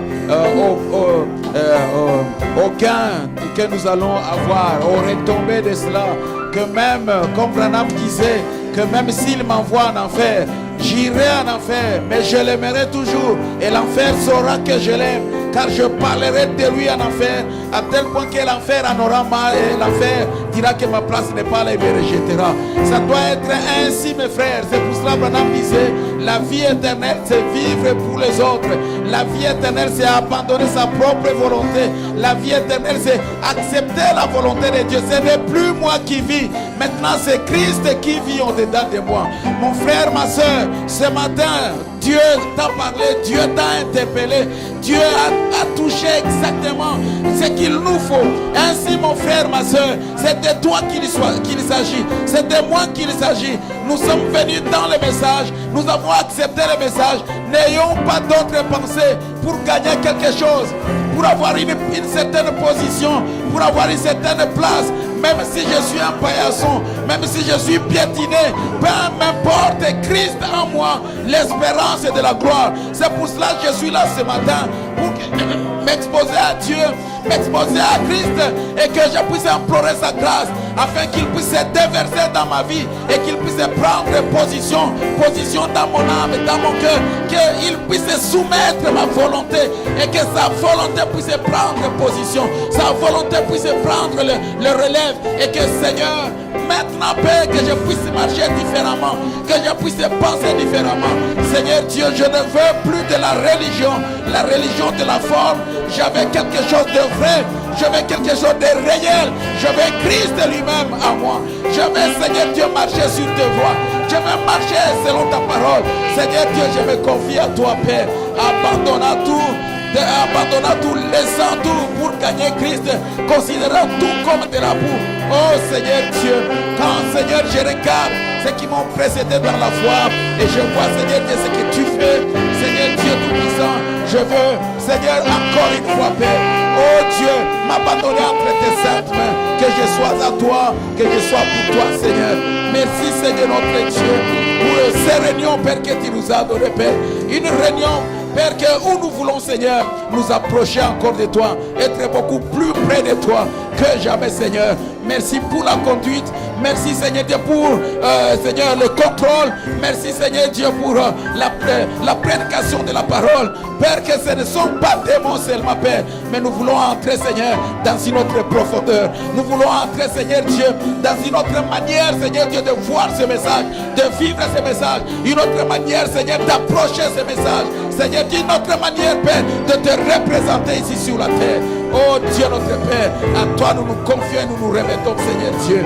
Sois béni, Père. Oh Père éternel, puisses-tu, Seigneur Dieu, oh Père, t'approcher d'un chacun, Père, et interpréter ces paroles pour chacun. Seigneur Dieu, nous faire comprendre, Seigneur Dieu, ces choses, afin que, Père, nous devenions des réels et vrais chrétiens, Père, qui ont compris les choses différemment d'une autre manière, Père, et qui, Seigneur, ont une nouvelle approche, une autre façon de faire les choses, Père, afin que, Seigneur Dieu, nous soyons ceux-là, Père, qui vont braver, Seigneur Dieu, cet âge de la Odyssée. Merci, Seigneur. Alléluia. Alléluia. Que tu sois béni, Seigneur. Que tu sois exalté, Père éternel. Et que, Seigneur Dieu, tu nous amènes dans les profondeurs de, Seigneur, de ces pensées, les profondeurs des pensées de ces réunions, Père, afin que, Seigneur Dieu, qu'il n'y ait personne qui fait de la religion superficielle, la religion de vue, la religion d'apparence. Mais Père, que nous soyons en profondeur, Seigneur, et que notre religion soit une vie, Père, une vie réelle, le message est vivant en nous, Père.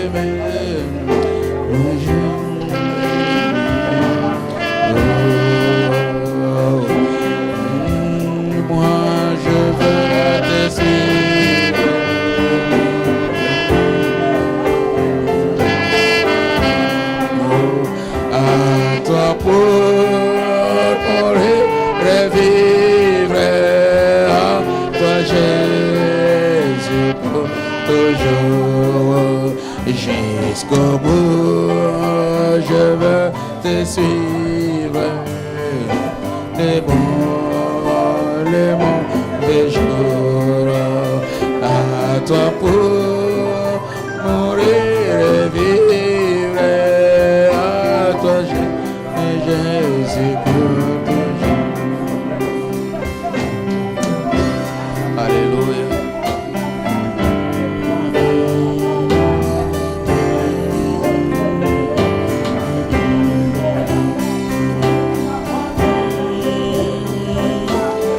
Dieu notre Père, tu es souverainement élevé, Père.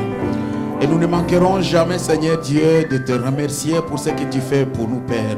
Seigneur Dieu Tout-Puissant, merci, Père, pour la parole, Seigneur Dieu, que tu nous donnes, Père.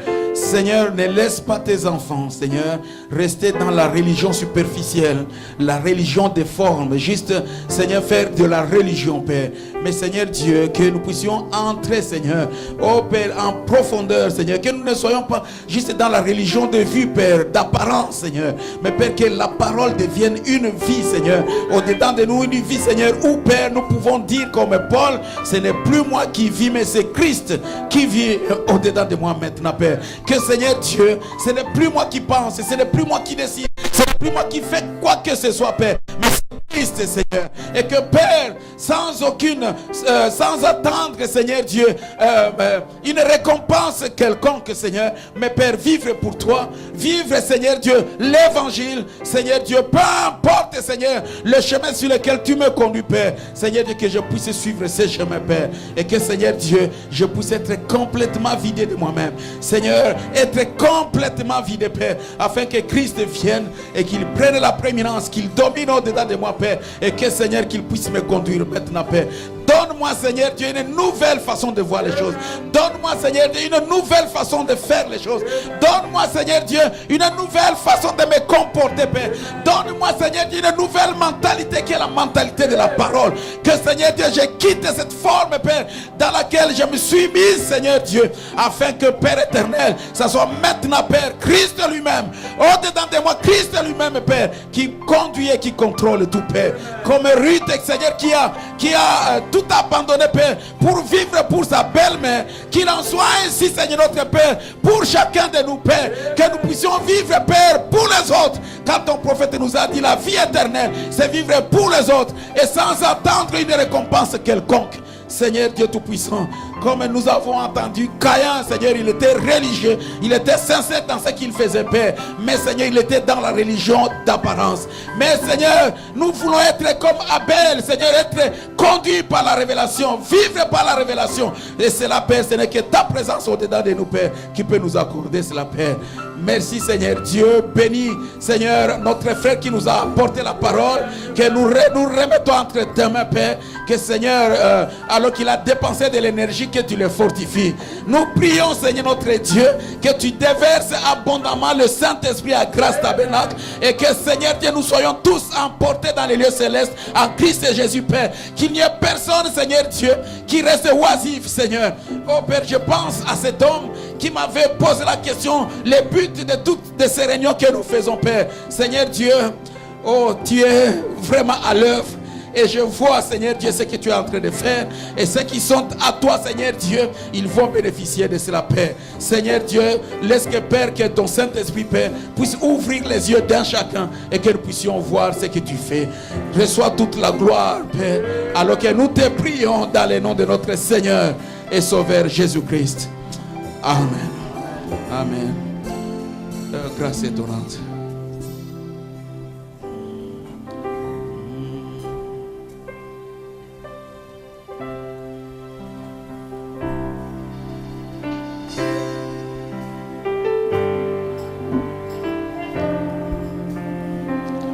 Ensemble, c'est que la grâce de Dieu, et chantons de tout notre cœur que ce n'est que par ta grâce, Seigneur, et nous regardons qu'à ta grâce.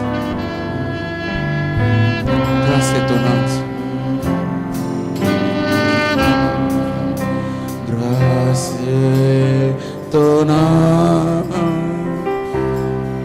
sera mon chant de louange. C'est la grâce qui a acquis ma liberté.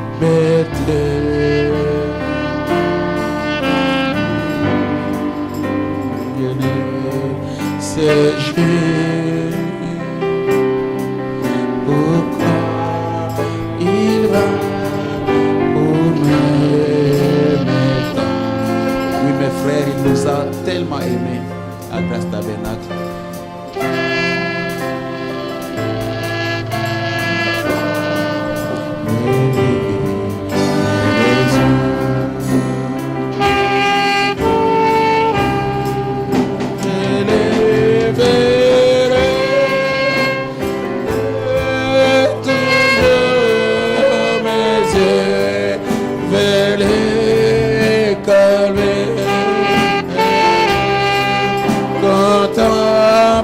La croix,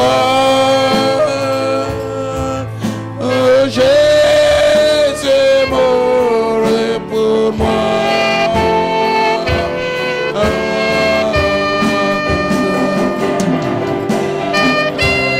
Alléluia, c'est cette grâce qui ramène mon âme. Il me donne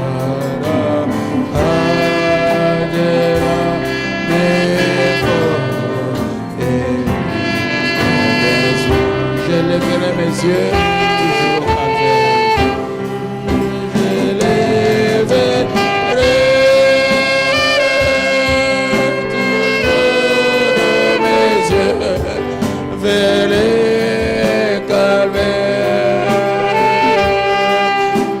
contemplant la croix.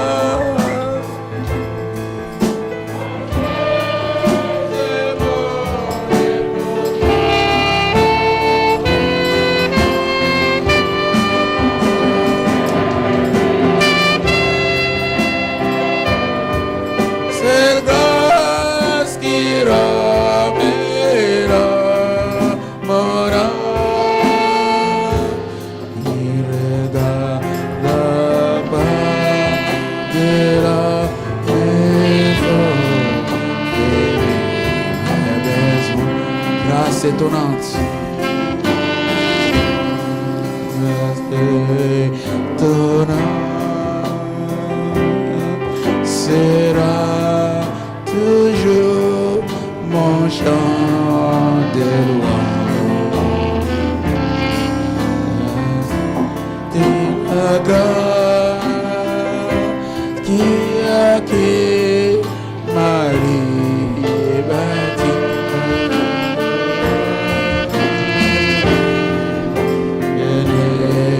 C'est Dieu, pourquoi il va pour mes frères. Dieu nous a aimés tellement. Il regarde pas de la mes fautes et mes besoins. Je les verrai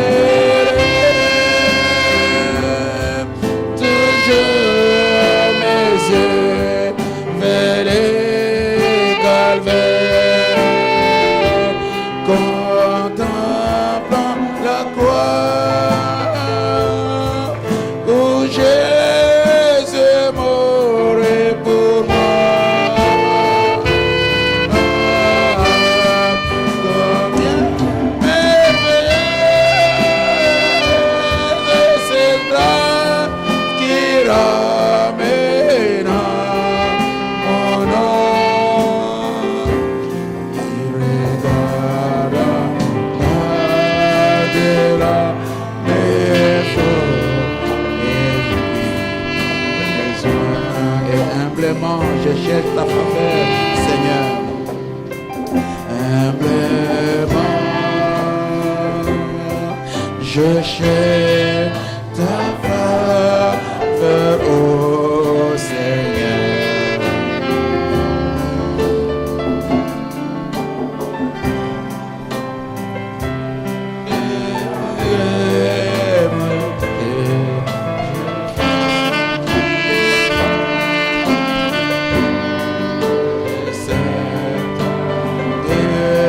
C'est ça, vent de l'eau autour de moi. Mais les tourner, rompt par mes yeux et toi. J'ai levé toujours mes yeux vers le calvaire, contemplant la croix où Jésus mourait pour moi.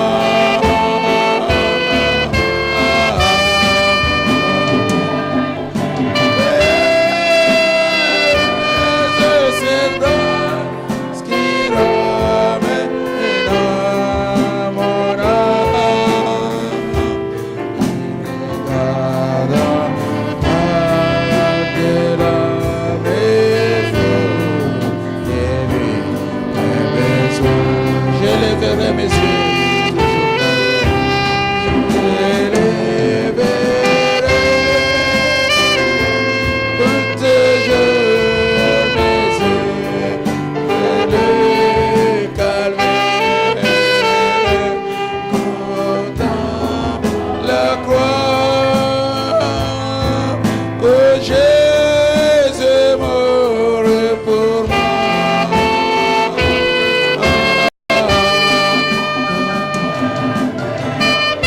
Alléluia. Oh, cette grâce qui ramène mon âme. Il regarde par-delà mes fautes et besoins. Oh, Saint-Esprit, Holy Spirit, thou come in this place. Holy Spirit, thou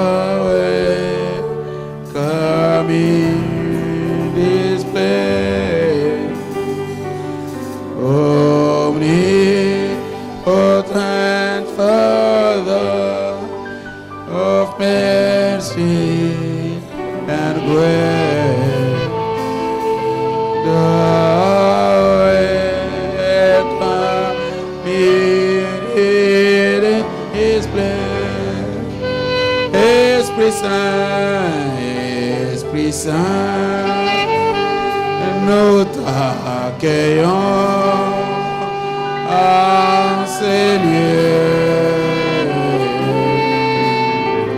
Esprit Saint, nous t'accueillons en ces lieux. Omnipotent, Père de grâce, miséricorde,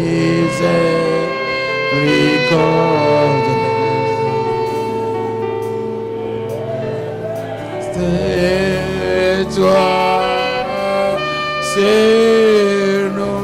Alléluia. Il y a une rivière qui coule de profondeur. Il y a une fontaine libérant une âme du péché. Viens dans cette eau qui jaillit en abondance. Il y a une fontaine qui n'étarira jamais. Encore une fois, il y a une rivière. Il y a une rivière qui coule des profondeurs. Il y a une fontaine libérant mon âme du péché. Oh, toi, viens. Alléluia. Oh, quel est le nom du Seigneur, sois béni. Mon frère, ma soeur, Dieu t'interpelle. Dieu t'appelle, Dieu veut te changer. Viens, Dieu veut transformer ta vie. Dieu veut se rapprocher de toi. Et Dieu veut te donner son Saint-Esprit afin de soumettre ta volonté, que sa volonté puisse prendre le dessus. Alléluia.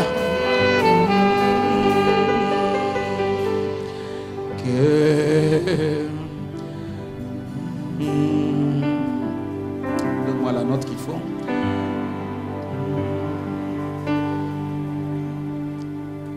Que la beauté de Jésus s'appuie et son merveilleux amour soit vu à moi, oh toi,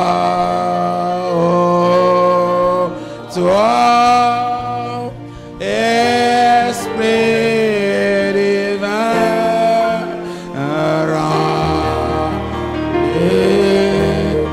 toute ma nature, que la beauté de Jésus soit vue à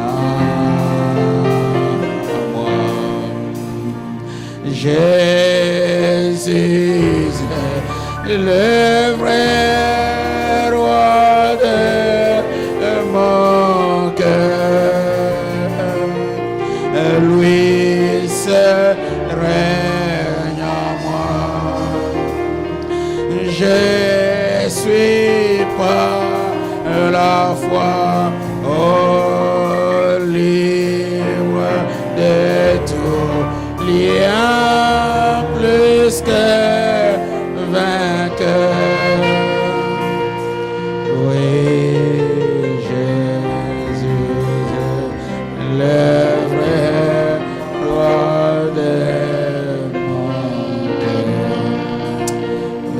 Seigneur. Nous rendons gloire et hommage à ton Saint, ô Père. Merci pour ces moments et pour ces temps, Seigneur Dieu.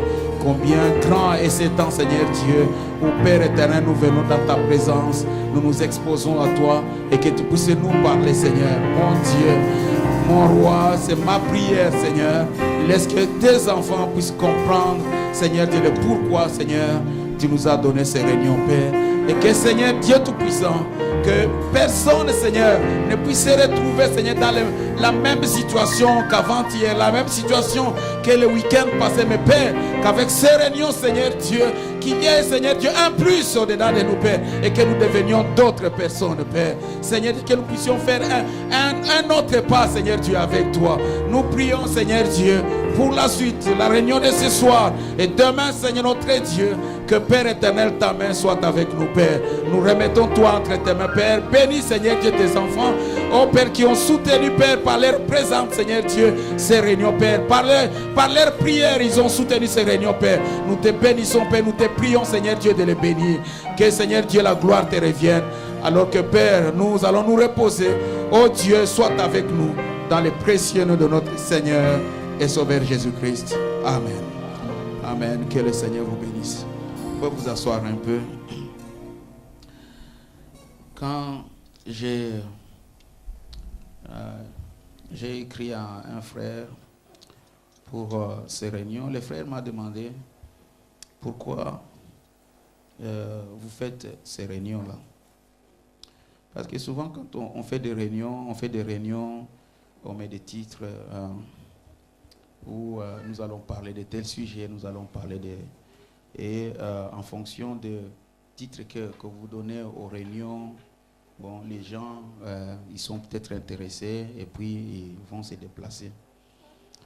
J'ai répondu au frère, j'ai dit, ce sont des réunions spéciales pour nous à l'église, afin que nous puissions reconsidérer notre marche avec le Seigneur et que nous puissions nous rapprocher du Seigneur plus que ce que nous étions.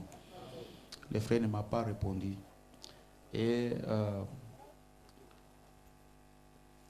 nous sommes des croyants du message. Amen. Nous avons marché dans les messages pendant un certain temps. Et en regardant de plus près, comme je vous ai dit hier, nous faisons de la religion. Le message, nous l'avons fait de la religion. C'est pour cela que vous m'avez entendu hier dire que Dieu n'a pas envoyé le message pour qu'on construise des églises sur la terre, pour qu'on s'éternise sur la terre, pour qu'on soit comme les luthériens, comme les autres, comme ils sont sur la terre. Dieu a envoyé le message pour nous préparer pour partir dans l'enlèvement. Et si nous sommes dans la religion, ça sera difficile que Dieu puisse travailler ou nous préparer réellement. Parce que la religion, c'est ce que nous venons d'entendre, on regarde sur la forme extérieure. On fait de la religion pour la forme. On va à l'église pour la forme. On chante pour la forme. Mais le message, ce n'est pas ça. Amen. Le message, ce n'est pas la forme. La forme, c'est l'extérieur. Le message, ce n'est pas pour ça. Regardez que, bon, je suis dans le message. N'est-ce pas ce que je vous disais hier? Je suis dans le message. Non, être dans le message, c'est une chose. Et être le message, c'est autre chose. Amen. J'aimerais, mes frères et sœurs, que nous puissions reconsidérer notre façon d'être dans le message. Et c'est ce qui fait que nous avons des tiraillements. Regardez un peu ce que nous sommes dans le message. Soyons d'autres personnes. Amen. Ma prière est que ces réunions, une réunion bénéfique, une réunion de bénédiction, ce n'est pas le nombre de gens. Une réunion devient une bénédiction quand vous arrivez à capter la pensée de Dieu dans la réunion. Amen. Alors la réunion devient une bénédiction pour toi. Parce qu'on peut être là, on ne comprend pas, on est là parce qu'il faut être là. C'est ça la forme. Amen. Mais quand on est là et on arrive à entrer dans le canal de Dieu, alors ça devient une bénédiction. Vous me suivez, Église? Amen. Que le Seigneur vous bénisse. Nous allons nous reposer un temps. Comme nous avons la Sainte Seine, on reprend à 17h30 comme hier, je pense. Hein? Là, il est 14h30. Si on reprend à 17h30, c'est bon. Il n'y a pas de prédication. On va prier, on va chanter, prier, et puis on va prendre la Sainte Seine et puis partir. Ok, 17h30 ou 17h, je ne sais pas comment vous... 17h30, d'accord, ok. Bon, que le Seigneur vous bénisse et à tout à l'heure.